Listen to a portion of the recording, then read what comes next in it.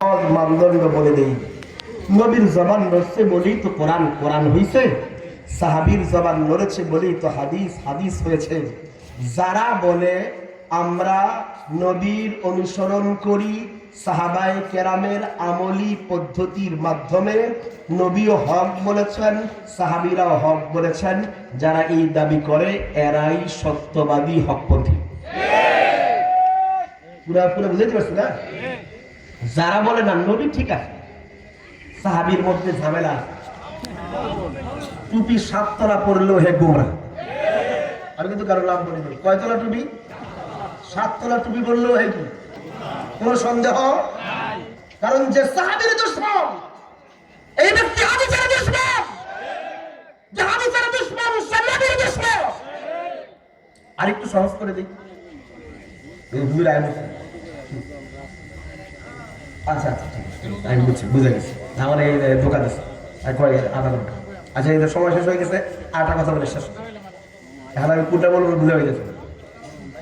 আচ্ছা তো বলতেছিলাম যে ব্যক্তি, আচ্ছা সাহাবীর দুশমনী কি ছোট জিনিসটা বড় জিনিস? আর একটা অংশ বলে যে কথা মাঝখানে কথা ভুলে গেছে, শেষ করে দিচ্ছে। যান 1 মিনিট 2 মিনিটে শেষ করছি। একটা দামি আর একটা উসুল বলে আমার বয়ান শেষ, বুঝেন? দেখেন সহিহ মুসলিমের মুকাদ্দিমার প্রথমে আব্দুল্লাহ বিন সিরিন মুহাম্মদ বিন সিরিন রাহমাতুল্লাহ আলাইহি কওল আছে, তিনি বলেছেন ইন হাদাল ইলমা দীনুন ফাযুরু আম্মান তাখুযুনা দীনাকুম। যে দেখো এটা দ্বীন, আমার কথা শেষ বলেন, এটা কি? আরো আসতে, এটা কি? ফাযুরু আম্মান তাখুযুনা দীনাকুম। কই দ্বীনের ক্ষেত্রে না, তুমি যার কাছ থেকে দ্বীন শিখো আগে তারে দেখা নাও, আগে তারে কি করে নাও? সহিহ মুসলিমের কিতাবুল মুকাদ্দিমার একদম শুরুতে যেটা দ্বীন, এটা দ্বীন, এটা দুনিয়া না।